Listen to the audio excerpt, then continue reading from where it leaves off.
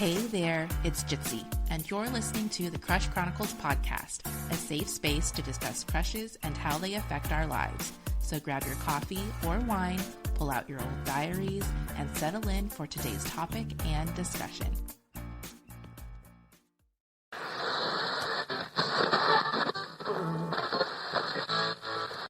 Well, hello there. Welcome to the bonus episode for season 2 of the Crush Chronicles podcast.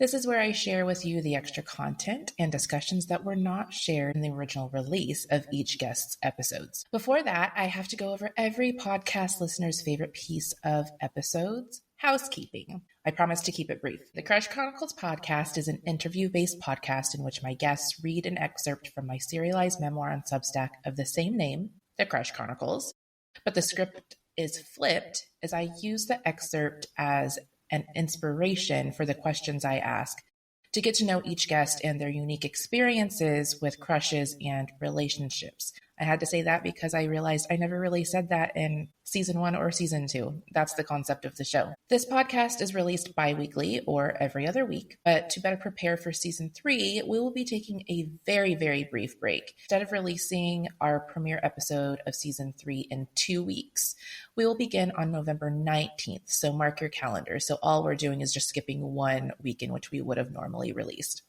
If you're watching this episode on YouTube, first of all, thank you. I have only recently returned to my abandoned channel, and my handle there is at JitsieTube if you're curious. Or if you're watching the video on Substack, please be aware that I began video episodes over halfway through this season. So while some episodes will have video, and by episodes I mean clips of episodes I'm about to share, others will not. Also, this episode is a benefit for paid subscribers to your hosts, Substack, The 9 Lives of Rachel Jitsuwat. Your host is me, Rachel Jitsuwat. But here's a free preview for everyone to enjoy. So our season began with me, Jitsie, sharing my top 3 millennial crushes. Who do you think was on the list? Andrew Keegan, Devon Sawa, Josh Hartnett? Head over to episode 1 after this to see who made preteen Rachel's top 3 millennial celebrity crushes. Next, with episode 2, we went into Erica's episode, which was a unique one because Erica was with me for 4 out of the 5 crushes that have been released on my Substack so far. I have many crushes to write about and to post and release. I released them by chapter on my Substack. And out of the 5 crushes I've already written about, Erica was there for 4. So I encourage you to listen to Erica's episode. It's titled Heartbreak on Memory Lane. And here's what Erica shared with me that no one else has heard before. Earlier, I shared the memory of walking down the hallway with you while pointing out Robbie. What memory, if any, would you like to share about that time in our lives? I do think about this sometimes, and it's so funny. I'm hoping Rachel will remember it. But Rachel was the only one in our friend group for a while that had a car. So she was nice and drove us all around. Luckily, in our small town, like one end to the other is like 15 minutes. So she didn't have to go too far. But she also lived pretty close to a place where my first crush, Heartbreak, Marty, worked. So we would go visit Marty every day, multiple times a day. Like, we did not plan this with Marty, though. It was we would visit on our own. It was like thoughts looking down every aisle is where like, oh, he's works in this section now. No, he works in this section now. Oh, there he is. And like, oh, what am I gonna say when I go say hi to him? And that kind of girly stuff that you do in high school. One day, I'm pretty sure it's just me and Rachel. We were there, and like people from our high school worked there. To be completely honest, it was a grocery store, a very nice, like fancy grocery store. So like our friends were checkers and baggers and all kinds of things. And, you know, they'd see me coming in because they knew why we were there. And we saw one of my good friends at the time that I was in dance with in high school. She dated this super nice football player. I remember he was so nice. And he was like, oh, hey, Rachel, hey, Erica. He's not here today. And I was like, what are you talking about? I don't know what you're talking about. Because I guess the entire world knew that I liked this boy. And he was like, he's not working today. And I was like, okay. We were kind of standing. He was like coming out of the break room. He was like, I can just like go write down his schedule for the next 2 weeks for you guys. And right when I'm like, no, the same time I'm screaming, no, Rachel's like, yes, please. Can you do that? And I'm like, because she's probably like, that way we like don't have to keep driving here and he's not here. No, he went, and this is kind of creepy now that I think about it, but we were innocent. He went and wrote down his Yes. schedule and on a piece of paper and gave it to us. So for the next 2 weeks, we knew when he would be working and days and times. So it made our Yes. trips a little easier for 2 weeks. Yes. It streamlined the process here. Streamlined the process of looking at him from far away, maybe waving and saying hello, and then walking It, out of the store. it's So, so true. It just really speaks to, especially because you said, like, you tried to play it off like, I don't, what are you talking about? Like, I'm sure people that weren't teenagers and worked there knew. oh, yes, for sure. Like, the manager probably knew, like, Gosh. because as sneaky as we may have thought that we were, we probably just weren't. We probably weren't. We were probably very obvious because now, being an adult now and looking back, just anytime teenagers, I call them youths, Hmm. anytime youths are in the vicinity, they're always loud and they're always obvious. They may not realize it, but that's just how they are. And especially, I feel like because we were two very boy crazy teenage girls, we were probably even more obvious, but we totally thought we were like on the low, like playing it cool, like being chill. But yeah, we were probably very obvious. Yeah, for sure. And this guy, he like had an on again, off again girlfriend when he like I liked him and he was kind of like hanging out with me. I just remember one time one of our other girlfriends and one of our friends that worked there, they were with me and I was talking to Marty and they were like letting us have our whatever flirty time. But I didn't know this, but they were like doing like caw caw like in the market. Like, and I didn't know because they were trying to get my attention because his ex or girlfriend or whatever like Oh walked no. up to us while I was talking to this boy and she was like, hi. And I was like, I just stared at her and I just like ran away quickly. Like I did the teenager thing and was like, Did not play it cool that time. just so everyone knows, this is like a crush. I was no like homewrecker or anything Yeah, of that no. sort. This is me literally like, he said my shirt was cool and like that Yes. And to be clear, he was very hot. was Like yes. he was He, I didn't mind doing this errand. we had a big Johnny Depp phase, me and Rachel did when we were in high school. Yes. And he looked a lot like Johnny Depp, like pale, slightly anemic looking, like very much my type at the time. Oh, yeah. Yeah. So It Rachel was didn't mind. I did not mind. It was nice to just, get an eye candy snack. Yeah, I love that. I feel like if I were to go back in my journals, there would be many an entry about going to that store And just and ridiculous. Like, whatever dumb crap we did. so silly. We are silly. Yeah.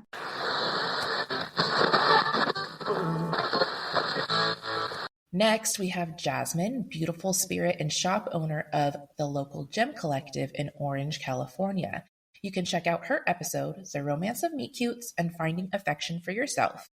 Let's see what Jasmine shared with us in her bonus material. My writing, like most people who create, is a piece of me that I have decided to share with the world. What is something that you would consider a piece of you that you have created to share with the world? Oh my God, it's like it's everything. It's my store. Most recently, I hosted a Filipino market. So it's called the Maganda Market. And that's a big deal for me because growing up, I looked Hispanic. Like I looked, I just look Mexican, like, and I'm half. My dad's Mexican and my grandfather was indigenous, so he's half also. My mom's Filipino. And I remember I went to elementary school in Cerritos, so it's predominantly Asian descent. And I was always put in that bucket of being Mexican or Hispanic. And I remember being half and I just didn't feel enough. I didn't feel enough, like I had enough like Mexican in me because I didn't speak Spanish. I didn't feel that the Filipino heritage resonated with me because I didn't speak the language and I didn't look Filipino. So I kind of repressed it without even really trying. I just kind of suppressed it as I got older. And when I left my job, something shifted because I opened local gem collective. My first location was upstairs in a like creepy, it smells like a dental office when you walk in, but I'm so grateful for that space. It's upstairs. It was hard to find, but when I put the SOS out for vendors, majority were Filipina. And I remember I was like, this is insane. The girl across from me, her name's Jocelyn. She owns and operates the Wave Studio. She owns a hair salon now. Like she's doing great things. It was almost like I surrounded myself with that, like I was open to receive that. And this sounds ridiculous, like that I'm saying it out loud, but I still felt like maybe I'm still just like not enough. Like they speak it, they understand it. I don't know. And as I've got to know them, like the topic of not feeling enough is not just a me thing, it's all of us, everyone, because this isn't our homeland. Like none of us feel enough. There's a girl, a woman, her name's Chrissy. She's the owner and maker of Lola Paz Designs. And like when I think of like a beautiful, like Filipino woman, I think of her. And I did her podcast, and she was like, I don't feel Filipino enough. And it was like a funny, but I was like, girl, if you don't, like, how do you think I feel? What do you mean?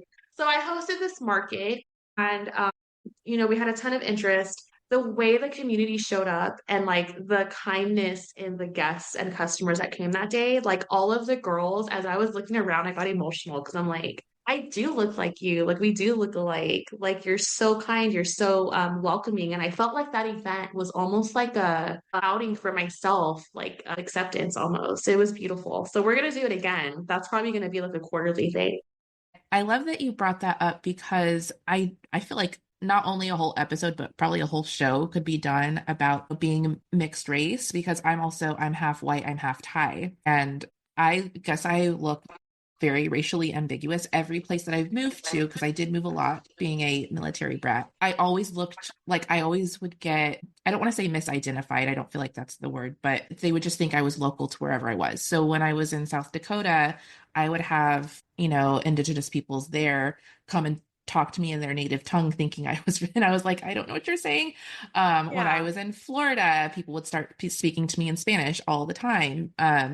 And just when I was in Hawaii with my mom, we both got mistaken for locals, which was we're very flattered. We're like, oh, you think we look Hawaiian? Okay. But yeah, just anywhere we went, which it was cool and it was nice because we would get to connect with these people that maybe not would have always like come up to us otherwise. But also it did make me feel a little lost because I also feel like not a lot of people talk. We know Thai food in America, but that's kind of it. Like we don't really talk about Thai culture and stuff. So, and I also, because you said you kind of felt like you like repressed it a little bit. I also did. I remember like a lot of times growing up, I have such big regrets. My mom would be like, well, this is the Thai custom is to do this. And I'd be like, talk about snarky teenagers. I'd be like, Mom, we're not in Thailand, we're in America. Okay, like calm down. Like, don't worry. Like, why she didn't just smack me on the side of the head. If I could, I'd go back and smack myself on the side of the head now as, a full-on woman who's like learning and knowing and understanding who she is. I'm really like reaching out and trying to look for like, any Thai community or anything like that. It just any connection back to that root because I understand that it's going to get lost as the generations move forward because I don't speak Thai. I didn't raise my kids. Well, I try, but like there's not really much I know to incorporate with the Thai culture, but it's still very important to me. It's a part of me. I'm the first generation of, the Thai American in our family. My mom and her sisters immigrated over here when they were teenagers. And yeah, I really resonate with that. And I feel like there's a lot of that's going on in both locally and Yeah, in our country. there's like an awakening happening, and I think I try to find the silver lining. There's a lot of societal pressure, going on in the world, and I think that's forcing a lot of us inward. And I think when we look inward, it's like an identity crisis because, like I said, like this isn't our land. I mean, similar to you, where I feel that like longing for it, like I'm looking for that home. My cousin and I talked about it recently. We're like, our Lola, like our grandma is getting older. She's in her mid 90s. And the things that like, we would get not mad at, but like, oh my God, the house smells like garlic, or like, oh my God. And it's like now that she can't cook, it's like, God, I would like kill to smell that again, or I would kill to eat Yeah. that food again. And I feel like in life, that's like the conundrum, right? When we realize that it's almost too late. And it's like, I think the beauty in that is we'll live the next 60, 70 years of our lives chasing that and trying to find that and share that with the next generation. So it sucks, but I do try to find the silver lining in that. Yeah, I think that's great. I think it's also okay that we will be spending the next 60 or whatever years, because I do believe, life's the journey. Like you're not always going to be at your destination. It's kind of like that moving goalpost. Like once you think you got where you got, and because the one thing that is consistent is change, and you're always going to be changing, your environment's always going to be changing, and that means you're allowed to change your mind and do new things. But yeah, it's okay if we're always going to be yearning for that connection. It just shows us that that's still a part of who we are. Yeah, thank you. I love that you brought that into your answer.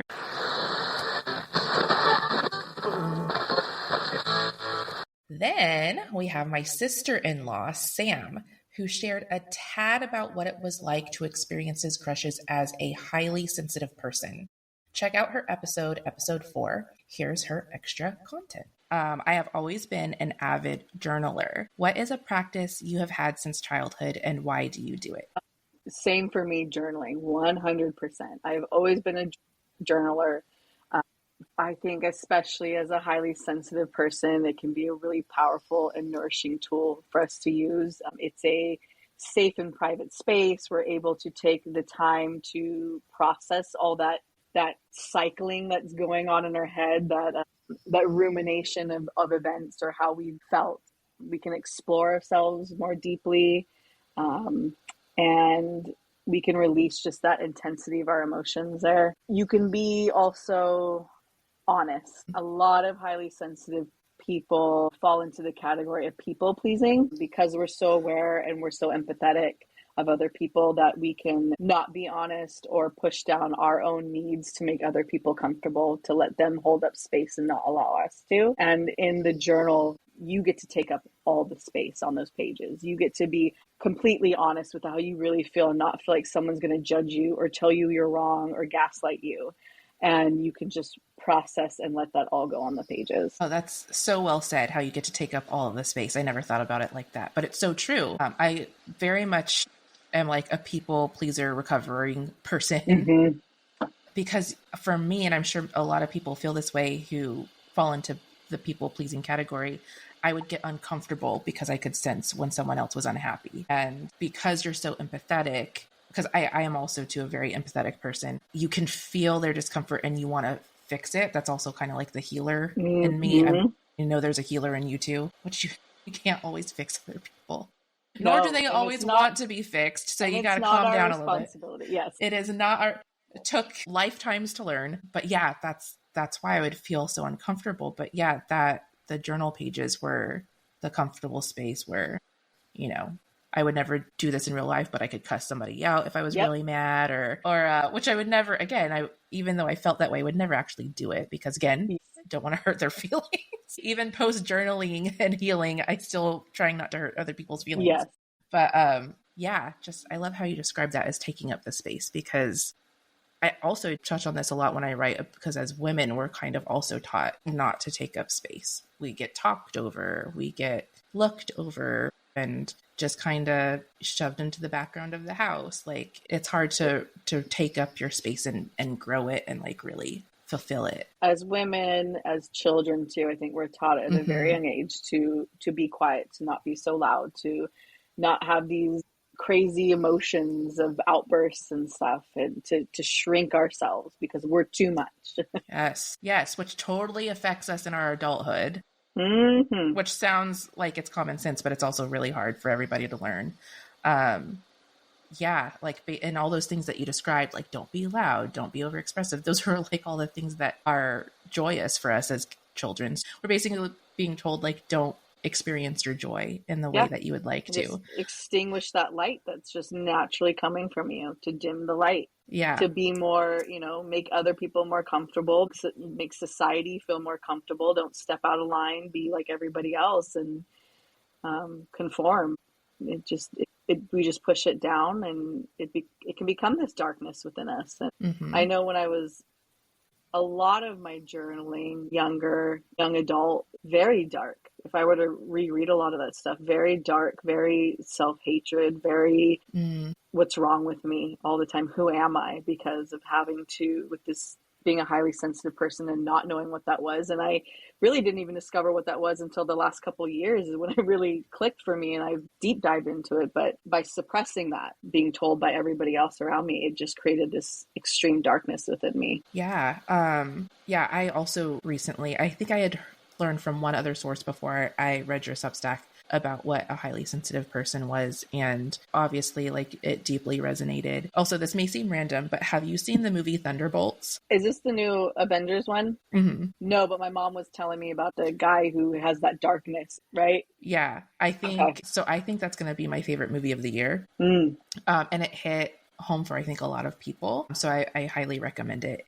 Okay. Because, yeah, it was really good, and it hits home on a lot of the levels that we're talking about right now. And also, too, when you're talking about going back and reading your journals and seeing, like, the darkness and stuff, when I reread mine, because obviously I have to reread them when I'm researching myself for my writing, it's just amazing how mean I was to myself. And it's just so disheartening because not only was I doing that to myself in my safe space, that was my safe space, like you just said.